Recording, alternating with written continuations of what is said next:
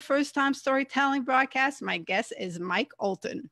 Mike is the host of Prison Rules. He's a Renaissance man who spent 15 years in prison where he learned how to heal others. Mike is here to share the story of the first time he used mushrooms as a way to heal himself.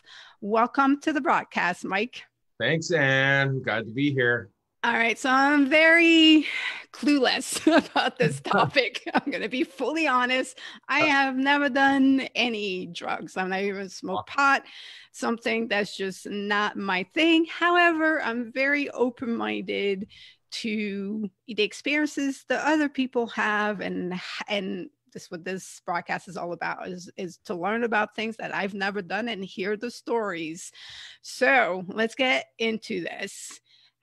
Well, actually, first off, out of curiosity, because it was entirely up to you to choose what first time story you wanted to share. So what made you choose to share this particular story? Well, thanks. First of all, thanks for having me on your awesome podcast. I really enjoy watching it. You've had some good guests the last couple of weeks, and it's really hooked me into your podcast. So Yay. It's awesome. You're so good. What got me into it? Now, what made you select? So, because you spent 15 years in prison and you did not select to choose to talk about that. No. So you chose to talk about how, mushrooms, and we email a little bit back and forth. And it's not the first time you used mushroom, but it's the first time you figured out how to use them in a healing fashion. Yeah. But what made you select to want to share this particular story? Well, it's funny because you said something open mind, which is really the key to change. And what I found was that, when I'm dealing with people, they were very closed-minded and they have a very skeptical idea what mushrooms are. Everyone's led to believe that, they're this drug that's going to take you over and ruin your life. And why I decided to talk about this is because I don't think people understand that mushrooms really truly aren't a recreational drug. They're really medicine. And, there's a lot of people out there talking about the power of psilocybin and mushrooms on the internet. And I get questions all the time, from people like, why are you pushing a drug on people? Or why are you telling people to use drugs? You put them out of their mind. And, people once and for all need to understand and hear a story from someone whose life was changed, like completely changed because of mushrooms, right? And so, I wanted to talk to you about it because I need people to understand that it can really help you and change your life. All right. So then take us to the Mike prior to having your realization on how to use mushrooms. Like, what were you like? And then how did you come about figuring out that this was the right thing for you to change you into who you are now? Sure. I would put it to you this way. I was probably a cross between El Chapo and El Trumpo. All right. So if you could picture a person that was like that, that was me. I'd rather not. Okay. So, without the fake tan, that was me. And, I was really on a mission when I look back at it, I was on a mission to destroy my life. And you're not conscious of something like that until, you step away from your life. You don't realize how destructive you are. And man, I was on that path. I wanted to be a whole bunch of things. I wanted to be an international drug smuggler. I wanted to be a professional fighter. I wanted to be a dad. I wanted to be all these things all wrapped up in one. And it just created this mess.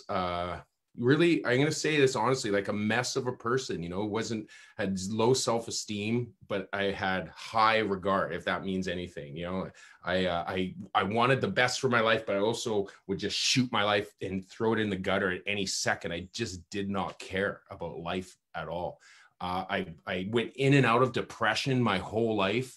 I found out after seeing a naturopath a few years ago, I was, my serotonin, dopamine, and oxytocin levels were low, about 300 to 400% low. And I was born that way, and I found that out around 35, 36 years old. And I had been living my whole life with a chemical imbalance, and I didn't realize why I couldn't function and school or in work.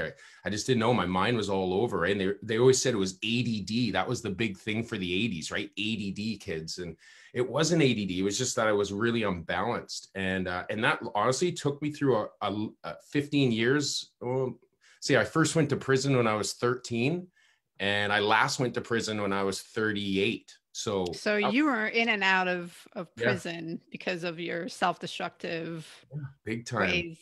big So time. was it a lot of drug related arrests, or what Oh, was, yeah. usually drug related. I wasn't a drug user. I was I just sold drugs and violence, a little bit of violence, but not a lot. I wasn't really a violent person. It was always situational, defending myself usually. But yeah, it was mainly just entrepreneur. If you really look at it, and even today, I have 3 businesses. It was this entrepreneur spirit that I hadn't yet harvested. It was just all directed towards the streets, right? And so that's what led me down there. And it was ambition mixed with, weird motivation and, a little bit of, having my head up my butt. I think a lot of it too. Yeah, it's true. Yeah. When you have a self vision of grandeur and it's not lining up with your life and what you're able to do, you can become very self-destructive and angry. And then, the decisions that you make are probably not the best. Yeah. And discipline, like, this is with discipline, like you need to experience it early in life, and you need to continue to work on it, and you need to have things that you're disciplined on. And I never had those growing up. I was like, at age 11, I was out on the streets running around, getting into trouble. And, I had just zero direction, when I was younger. So, that was an issue, and it caught up to me as I became an adult. So when does this come together to your journey with mushrooms and seeing that I'm going to guess they were helping to balance you out? Tell us more about that. So I went, when I got out of prison in 2009, I was seriously depressed, obviously. I was suffering from PTSD from in prison. A lot of things happened in there that were violent, and I got through everything.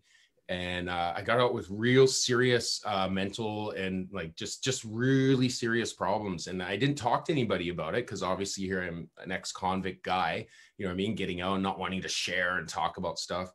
And so I let it go on. I went on antidepressants for about 6 years. I took Cipralex, which is a nasty little drug. And every time I tried to get off of it, I thought, you know what, I'm better now. I'm going to get off it. You know what most people do when they're on meds.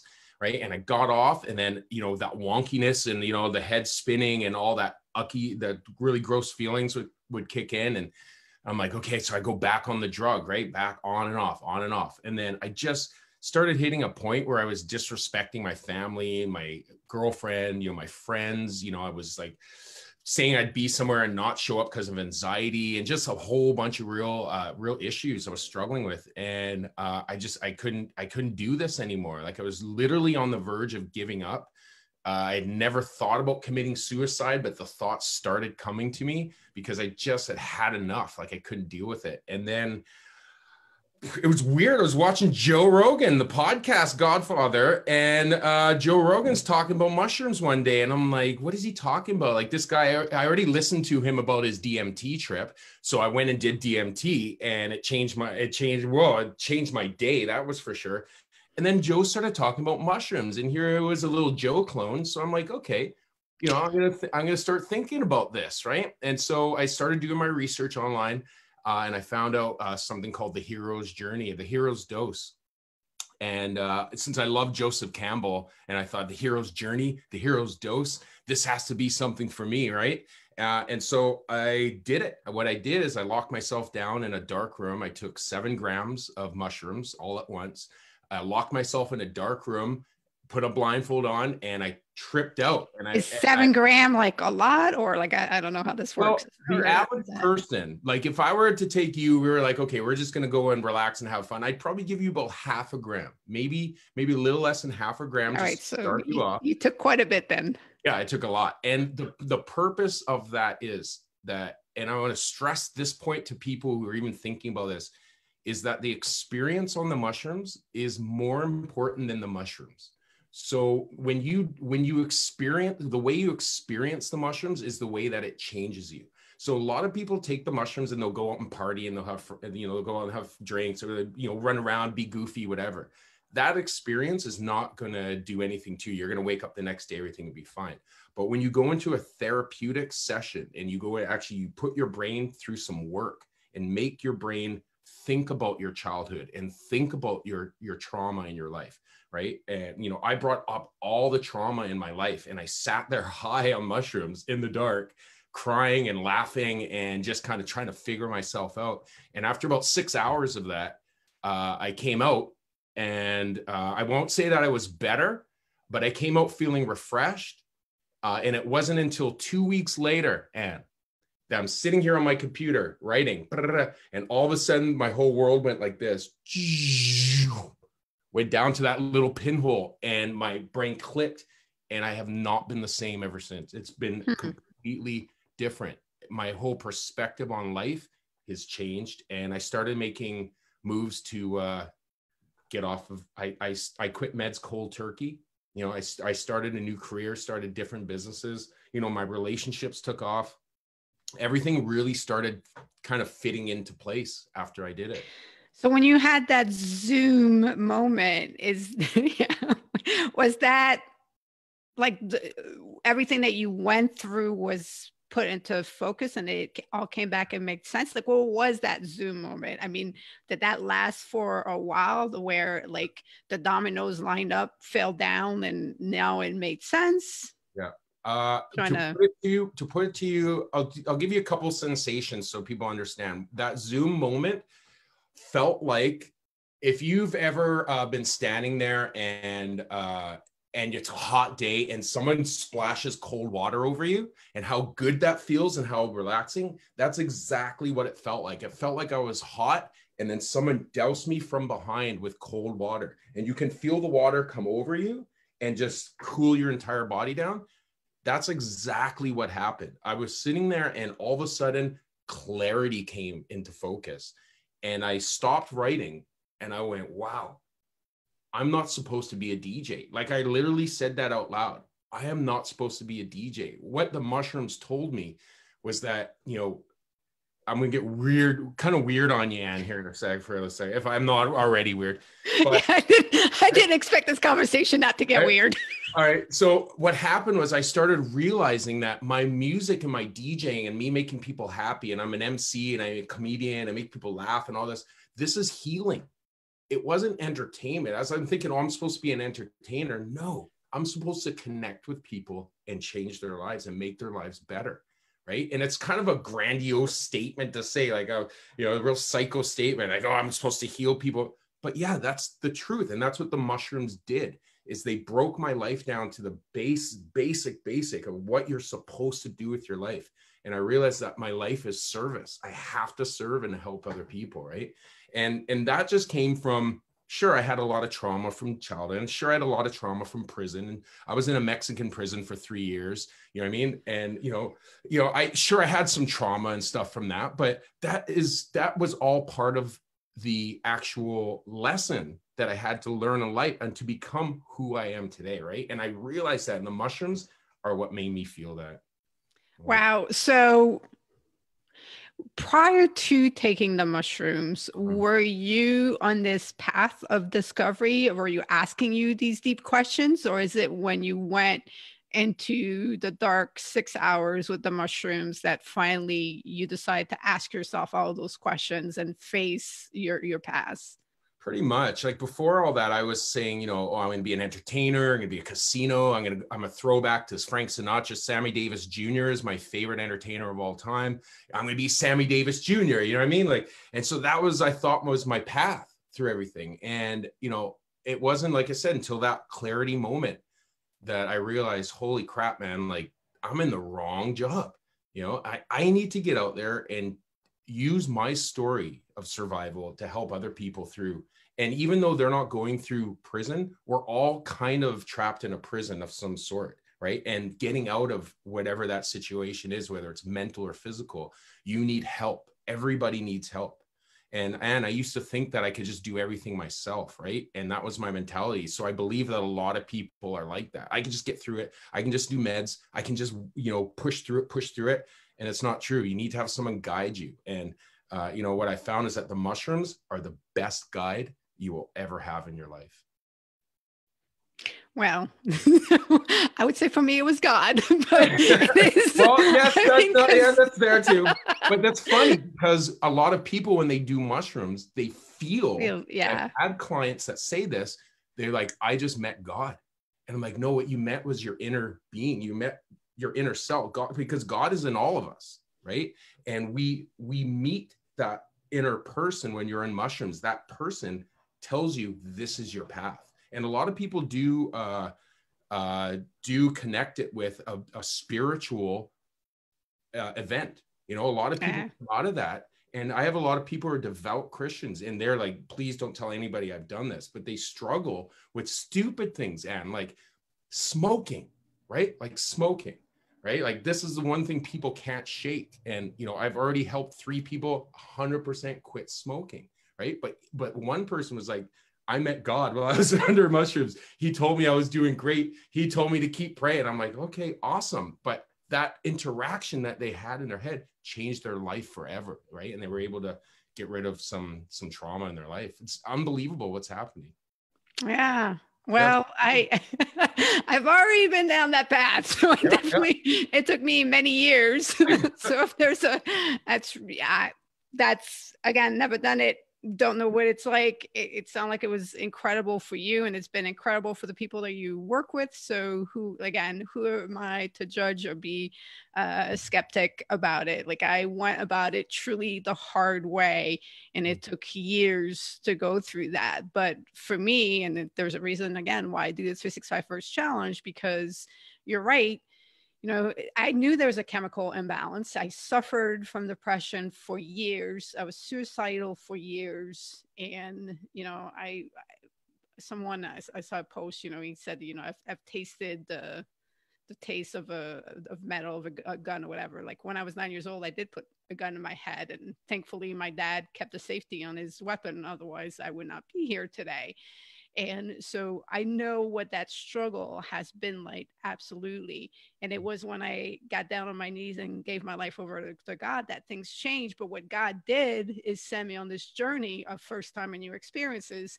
And what new experiences do, they release dopamine. So they really help improve your mood. So now, you know, and I became quite the thrill seeker in the process, because getting that higher dopamine hit. And I've since learned to, you know, balance and manage that. But I understand that the dopamine hits, it keeps you inspired, it keeps you motivated, it rewires your brain.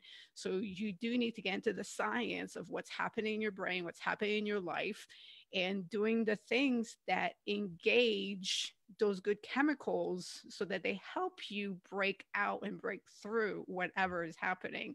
So for me, it's about new experiences, and it has the same effect on everyone. If you do something, it releases dopamine. And it's having a sense of purpose in your life too really helps, you know, like, you know, I think a lot of people wander around, they go to their job and they, you know, they're not truly doing what they want to do in life. And I think that's where a lot of sadness comes from, you know, is not being your authentic self and doing what you want to do. And, you know, what I found with the mushrooms and with some of my clients and myself as well is that you just have a sense of purpose finally. You know what you're going to do. You don't have to go and try to heal the world, you know, or try to talk in front of millions. And you don't need to do that at that level. What you need to find out is what makes you happy, right? And I can tell from experience, and I'm sure you can back me up, is that there are a lot of drugs and a lot of things that people take out there that think they're making them better, but they're not. They're either making them worse, or worse, they're not allowing you to evolve as a human, you know? Yeah. So we need to find alternative ways to fix our brains and to find better lives, right? Than just use medication. So how often do you still do mushrooms then? Every day. No, I'm just kidding. Well, you know, this is a great thing about mushrooms, and you might not know this, but it's the least toxic drug you can do on the planet. And it is the least addictive drug. So it's less addictive than sugar, if I can put it in perspective. And, you know, nobody wakes up on a Saturday night after doing mushrooms going, oh, I need to do more mushrooms. Give me some mushrooms, truffles, right? Like they don't do that, right? It's the least addictive, least toxic. I don't do mushrooms all the time. I used to microdose, which is the new keyword for a lot of people. Microdosing is taking mushrooms at a very micro level. So about 0.14 to about zero point 0.2 of a gram. And you do that on a daily basis. And what I'm finding out with me myself when I was doing it and my clients is that it keeps you calm, very balanced. It allows you to live in your conscious mind instead of, you know, an autopilot in our autopilot subconscious. It allows you to make conscious decisions on a daily basis. And that's what I try to tell my clients too. It's like, dude, you want to get out of depression? Start making choices other than your normal routine. Get out of your normal routine, right? So if you do this 1, 2, 3 steps every day, go 3, 2, 1 the next day, right? Like change it up. And you start realizing when you put your brain through these activities, you're living in your conscious mind, you start to think about other ways to get out of your situation, right? It's Yep. all I mean, about that's literally, that's so you're talking about, you know, novelty offers that. I mean, it's been proven, it's been studied, right? So if you introduce novelty into your life, you will be more present in the moment and you will enjoy things more because, and that's anyone who has added new things in their lives, and especially on a very recurring moment, you start paying attention to everything that you've never done. And it's like all the little things you're like, there's so much, life has so much to offer. I don't have to pay a buttload of money to do it. It's outside of the norm of, you know, of that 9 to 5, watch TV, take care of the kids, you know, whatever it is. And that you can constantly share new activities and new things with people. You can do them on your own. And, you know, consistency of learning, you know, that is, our minds and our brains need that. Like you got to turn on the switch and wake up to everything that life has to offer. So, you know, if you know, a trip with mushrooms offered you that window into that life, I absolutely, you know, go for it. I think there's a way to do it without drugs. There is 100%. No. But And you know, it's awesome. You know, what you're describing is what I promote people do. So it's the same thing. It's just a different way of going at it.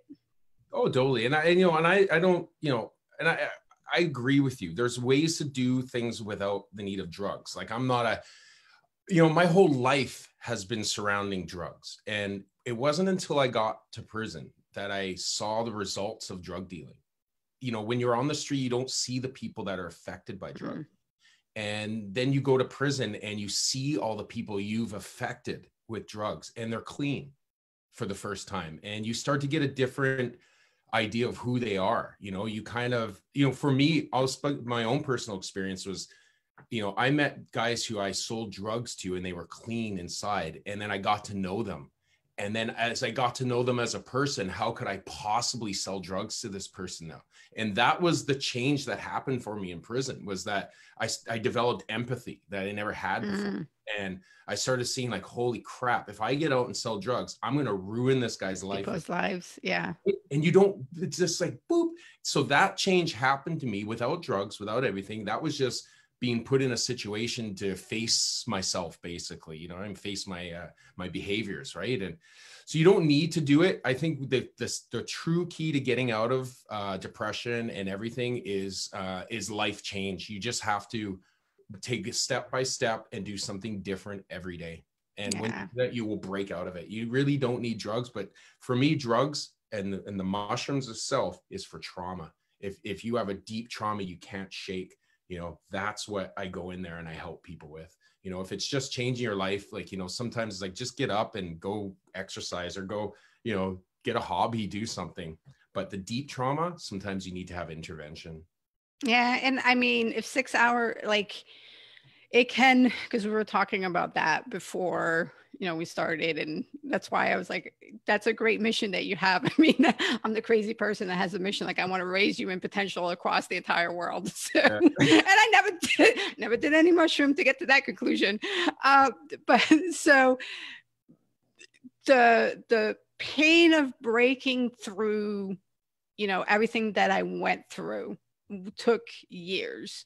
And if the fact that in 6 hours you know, and then that moment of focus 2 weeks later, that lifted and took care of things, and all the pain, the trauma that was attached to it, that's pretty amazing and incredible. And like, the way that I see raising your potential that we were talking about is that we have to break those loop and those patterns.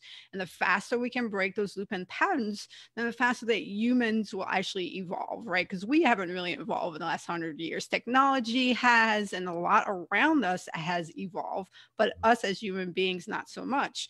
Now, and those who are at the edge of personal development and human evolution do talk about microdosing, and they have those conversations about doing those type of things, right? About how to get into the flow. And then, there's certain ways that can trigger it faster than doing some extreme sport or some other, extreme event. So there are multiple ways of getting there, and it's really worth exploring all those different ways so we can break those loops, and then you can be engaged with life and a purpose at a faster level. But what I will caveat out, on the purpose side of the house, one of the things that was eye-opening for me on my journey was finding myself in jobs that I hated, and knowing in service of God, right? So it's not my boss that I serve, but it's God. I'm going to give this everything that I've got. And I'm not going to be miserable through it, because I'm doing it for me, and I'm doing for God, and I'm doing for the good work. Even though, so if you can learn to give 110% something that you hate, you have evolved, right? Over like things tying you down because they're not what you want them to be. And as an entrepreneur, when you go out on your own, I'm sure you're going to do stuff that you don't like to do, and you're going to have to grind through it. So if you haven't learned to be able to do that, then you might not reach what's on the other side. So it's like, sometimes there is the grind to get to the other side. Can you enjoy the grind and get to the other side? That's the question.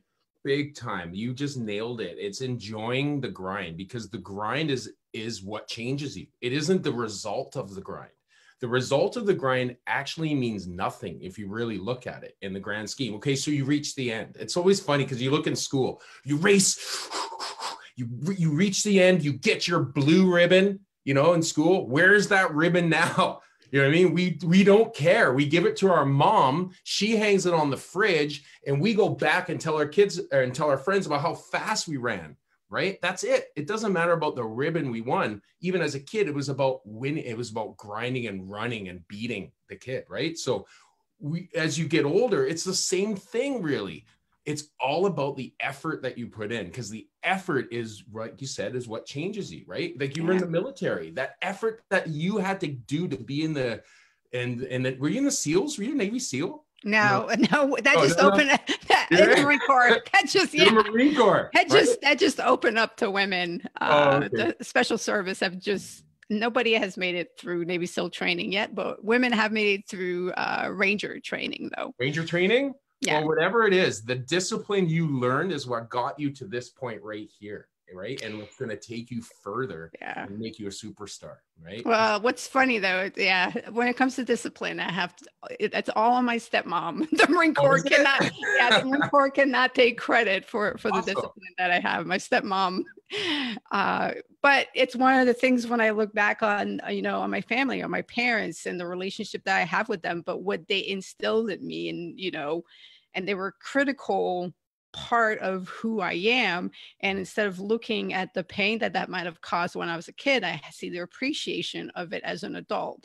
And that's a beautiful thing to be able to have that perspective. And it's also why I do the first time storytelling broadcast, because your first was the starting point of so many things that happened since then that have continued to grow you and have continued to, you're meeting your mission, you're helping people, and you're touching their lives, and you're sharing your story. You're here sharing your story, and who knows who's going to listen and reach out to you and be like, hey, this is what I'm going through. Do you think you can help? And that's very important. So, yeah. I think that people just need to understand that, sometimes if your life is in chaos, it's not a bad thing. You know, like even right now during this Corona time and COVID time, like it's chaotic all over the world. People are really sad and angry and, you know, and at home bored and just like no idea. They don't have a job. And I always tell people this is the best time that you will have in your life to change your life if you need to do it. Do it within chaos. Because when there's chaos, there's no right and there's no wrong. You know, you can mess up and it's okay. There's chaos happening everywhere. But this is the time it will light a fire under your ass and get you going. And if you need to change your life, you need to make it. Now is the time to do it, right? There's nothing worse than trying to get better when you're busy.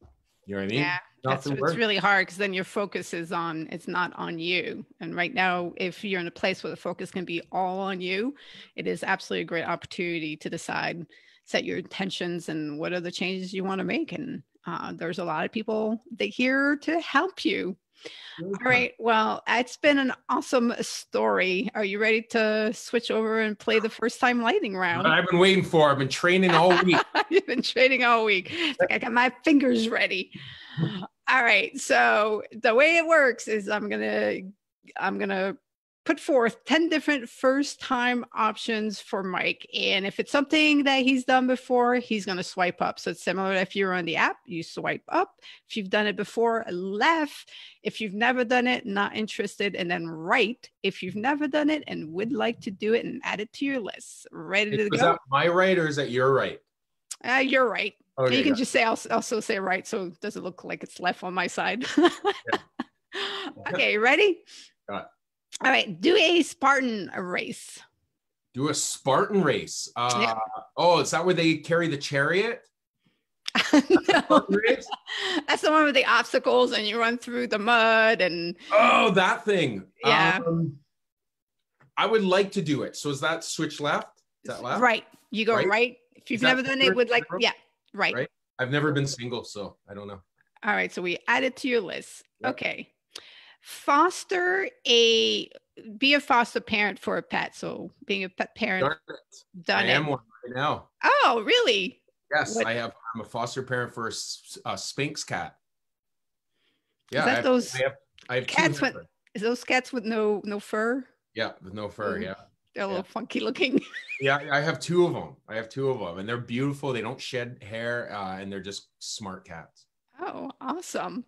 Okay, be part of a fashion show. Done it. Do tell. 3 times actually in my life. Once I was in a Mexican prison and they had a fashion show, and one of the prisoners in there was a fashion designer, and he said, "Oh, we're going to do a fashion show," and he brought his daughters in, and I led them down the runway in my best clothes that I had in Mexican prison, if you can imagine. And so I was in that, and then another one I did up here in Canada. I was DJ and. Yeah, so I've been part of a couple. Hey, let's go back to the fashion show, the Mexican prison. So where was the runway? Like in the chow hall? Like where? On the basketball court, outdoors. I was in a prison where there was 5,000 people, and 2,000 of them were women. So everybody was all mixed together in the prison. And yeah, it was a really unique concept. Like they had it's weird. Prison down there is not like people think. Like you could see it on TV, but when you're actually there, it's actually, I hate to say better than a Canadian prison, but it is a lot better than our Canadian prisons. And two things. One, you get to see your family and friends. They all come in the prison. They can hang. Your family can live there with you if they want to, right? Yeah. And the other thing is you actually have a name. In Canada, you're a number. My number is 02949923. And in the States or in Mexico, I was a name. So they have a little bit more humanity down there in the prisons than up here in Canada. And it's crazy. Have you written about this, by the way? I wrote a book, actually. I'm a published author. My book's called Dystopia. And it tells all about a Mexican prison and my change. And how I compared the 2 prisons, and hopefully you see through the book how crazy our systems are up here in North America, penal, correctional, right? And down there in Mexico, it's rehabilitation. So it's different concepts of prison. Okay, I'm gonna have to get your book and read about this, as it's fascinating. And it's not, again, it's not the impression, it's not what people think of. No, so do you speak Spanish or? Sí, hablo español, pero yo entiendo más que hablar. I don't even know if that's even right. I'm sure somebody Spanish is going to write to me and let me know. All right. Wow. Okay. Next question. Next verse. Drive on the opposite side of the road. So like in the UK, Japan. Oh, I thought you meant like in a high-speed car chase, No. which I've done. But as in driving the other side of the road, I've never done it. So I don't know if I want to do that, actually. That seems really confusing because I'm not a great driver. So it could be problem. But you have been in a high-speed car chase. That's a couple of them, yeah. From police. Wow. I got away with both of them. And really? I drove on the other side. Yeah, it's like by no means am I glorifying any of my behavior. And to the children out there, don't do what I did. Stay in school and don't do drugs, please. Yeah, man, I was in a couple high speeds, and that was really back in the day when I was a kid, and regret all over the place with that, because you never know, I could have killed someone, and my life could have been different and their life could have been different, right? So but I've been in a couple high speeds, and I'm going to tell you something. When you're in one, it's remarkable how calm you are. Like when you see it on TV and you see the guys like, go this way, blah, blah, blah. It's not like that. It's very calm, and everybody's very calm in the car. And there's a different thing when it comes to real life criminals. Like real life criminals aren't like the ones on TV. They're very calm and they're very calculating in real life, right? So you don't get nervous about a lot of things. Fascinating. Okay, moving on. Do woodworking. Well, I've done woodworking, but I'm not great at woodworking, so I'm gonna leave that one off the list. I've done it, but yeah, not gonna go back there. Not doing it again. Okay, watch a ballet. Ooh, I would love to do that, actually. I love art and culture. So yeah, I would love to do that. Swipe right. All right. Eat Russian cuisine. Geez, what's Russian cuisine?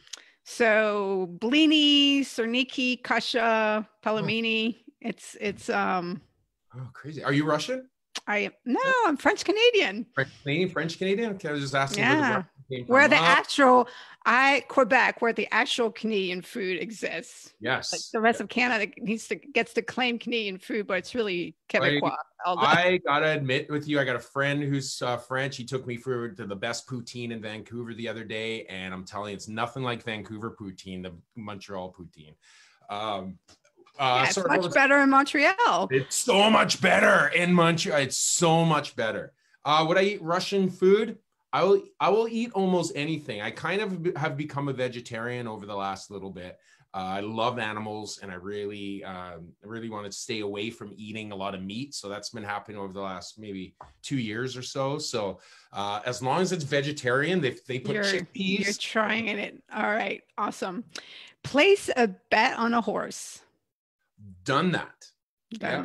Yeah, I bet on a horse and lost. And my grandfather was a notorious horse bettor before he passed. He actually passed playing the horses, had a heart attack while he was playing the horses. Yeah, so it might be a little bit bad luck in my family. I'm gonna probably pass on that one. All right, done it, not doing it again. Okay, play hockey. Oh, you just touched on a sensitive issue. Oh, I was like, this should be an easy done it.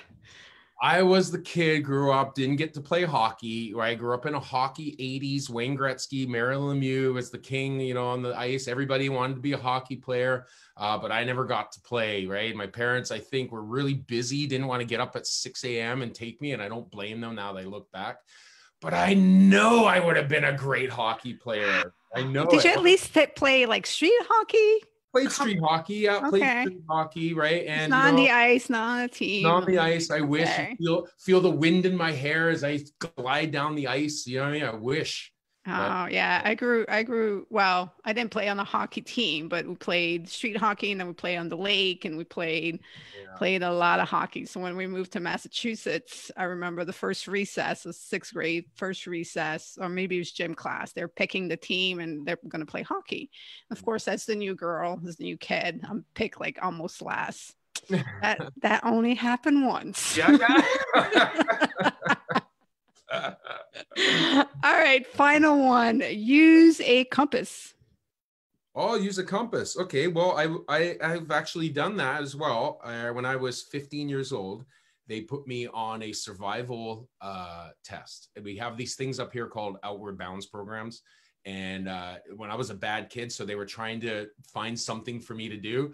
And so they put me on this survival thing, and we had to go out in the middle of the bush and survive.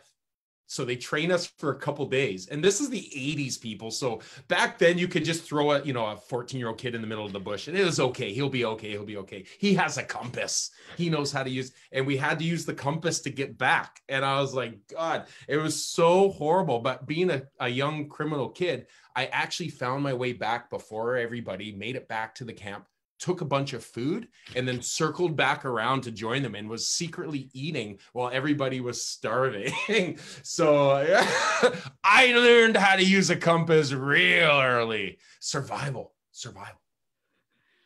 Oh man, Mike, you're one of a kind. I love it. All right. Final question is, how have you been making the best of what's happening right now with the pandemic? Great question. Okay, so well, I'm a writer. I'm writing a project right now with for Amazon Prime for a television show. Oh, yay! I'm a writer, yeah, and I've been pursuing that. Getting into the entertainment business, and I've got a great thing happening. So I've been focused a lot on writing. I've been focusing a lot on my clients. I'm helping people over online, just like this with Zoom, with the mushrooms.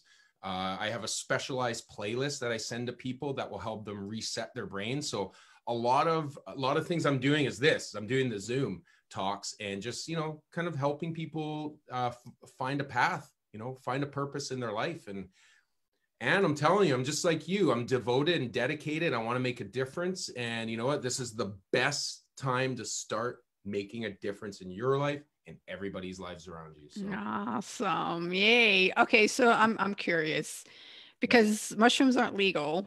No. How do you get them for people, or can you not say? Okay. No, I am totally transparent. People find their mushrooms. There's lots of places up here in Canada that you can buy mushrooms online.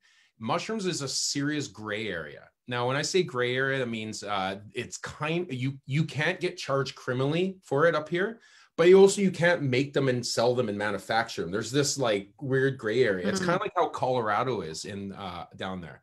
Colorado is completely legitimized mushrooms. So you can't, I have friends who live there, they can't buy them, but they're not criminal. You won't get thrown in jail if you're using them. You won't. Same with Oakland, California. Oakland, California, completely legalized mushrooms and psilocybin. So it's on the path of being completely legitimate. They're assuming by 2023, it's going to be available everywhere for people to use because they see how that experience is helping them. And, so people order their mushrooms online and then they contact me. I don't want to get into, I don't want to get into the selling of the mushrooms. Yeah, no, I was just, like no. I was just curious. And I think, because then if if anybody's watching and knows me, I'm not going to try it. It's a curiosity thing. Because then I would be worried about like getting bad stuff by ordering them online and all that stuff. So yeah, generally I have a friend. I have trust issues with ordering things online. I have a buddy that has a company, and he's actually going for a legitimate company, but for now he's just in the gray area, and he makes sure, like, I send people, go to talk to him because you'll get the better stuff there and you'll get the real stuff and you won't get ripped off, right? And then they give my clients a special deal for anyone who's working with me for therapeutic sessions, right? All right. It makes it affordable for people. Now, this is so cool talking to you. I've watched you so many times. I'm like, I got the real thing today. This was awesome. It's been super educational and a lot of fun.